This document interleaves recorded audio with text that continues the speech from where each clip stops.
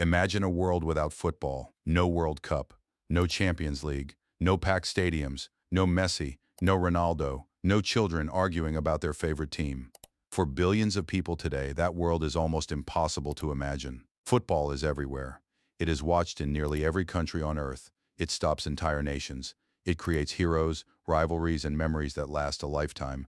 But every story has a beginning, and football's beginning is far stranger than most people realize, because the first football match didn't take place in a modern stadium. There were no referees, no uniforms, no TV cameras. In fact, nobody even knows the names of the people who played it. Yet somewhere in the distant past, a group of humans gathered around a ball and unknowingly started a tradition that would survive for thousands of years. The question is, where did it happen? Most people believe football was invented in England, and in a way, they're right. England created the modern version of football that we know today.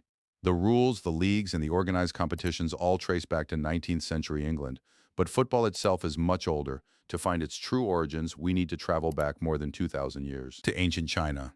There, historians have found records of a game called Cuju, which literally means kick ball. It was played during the Han Dynasty, centuries before the Roman Empire reached its peak. Players would kick a leather ball and attempt to send it through a small opening suspended between poles. Unlike many ancient military exercises, Cuju became popular as entertainment. Soldiers played it, citizens played it, even members of the imperial court enjoyed it. It may not have looked exactly like modern football, but the core idea was familiar: a ball, a goal, skill, competition, and most importantly, people having fun. For many historians, Cuju is the closest thing we have to the earliest known form of football. But China wasn't alone. Across the ancient world, different civilizations kept inventing games involving a ball. The Greeks had a game known as episkiros. The Romans later played harpastum. Both involved teams competing over possession of a ball. The rules were different, the objectives were different, yet the pattern remained surprisingly similar. Humans seem naturally drawn to these games, and that raises an interesting question. Why? Why did people separated by thousands of miles and completely different cultures keep creating similar sports? The answer may reveal something important about human nature. Because football didn't become popular simply because of a ball, it became popular because of what the ball created: competition, cooperation, status, belonging. Excitement, the same emotions that fill stadiums today existed thousands of years ago. Long before professional players existed, long before trophies, long before football became a global obsession, and the game was about to evolve into something even bigger. As centuries passed, football-like games continued to spread across different societies, but the version that would eventually change the world emerged in medieval England. And it looked nothing like the game we know today. There were no carefully marked fields, no teams of 11 players, no yellow cards, no substitutions in many towns. Football was a massive community event. Sometimes hundreds of people participated at the same time. The field could stretch across entire villages. One side of town would compete against the other. The objective was simple: move the ball to a designated location. Everything else was negotiable. The result was often complete chaos. Players ran through streets, fields, rivers, and open land. Matches could last for hours. In some cases, injuries were common. The game became so wild that several English kings attempted to ban it. In 1314, King Edward II issued an order against football because it was causing disorder in the streets of London. Other rulers would later try the same thing. But the bans never truly worked. People kept playing because football had become something larger than a game. It had become part of everyday life. The excitement of competition, the pride of representing your community, the thrill of victory. These feelings were too powerful to erase. And so football survived for centuries. However, there was a problem. Every town had its own version of the game. Different rules, different traditions, different ways of playing. If two teams from different regions met, they often couldn't even agree on how the match should be played. Football needed structure, and that structure finally arrived in the 19th century. In 1863, representatives from several clubs gathered in London to solve the problem. Their goal was ambitious but simple: create a single set of rules that everyone could follow. The meeting led to the creation of the Football Association.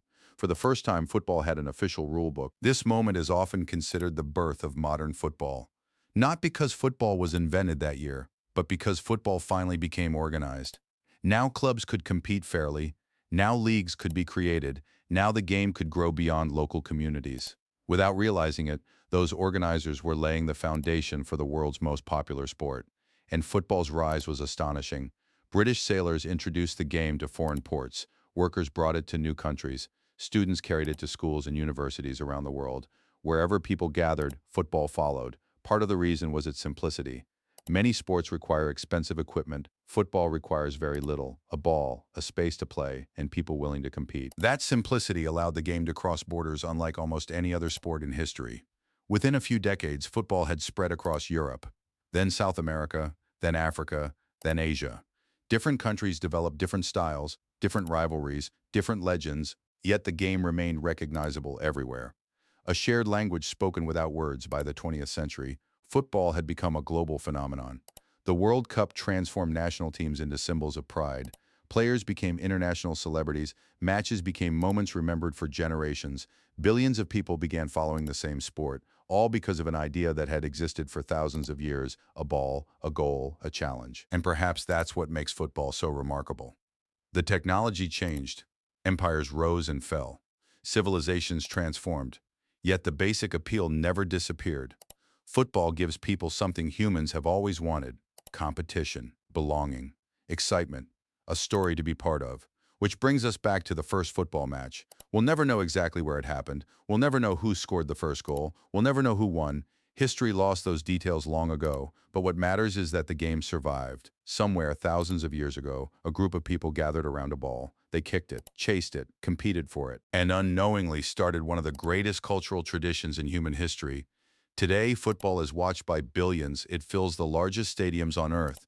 It creates heroes known across continents. It unites strangers who may not even speak the same language. And it all traces back to a simple idea that humans discovered long before modern civilization: the joy of play. Because before football became a profession, a business, or a global spectacle, it was simply people coming together for a game. And in many ways, that's still exactly what it is today.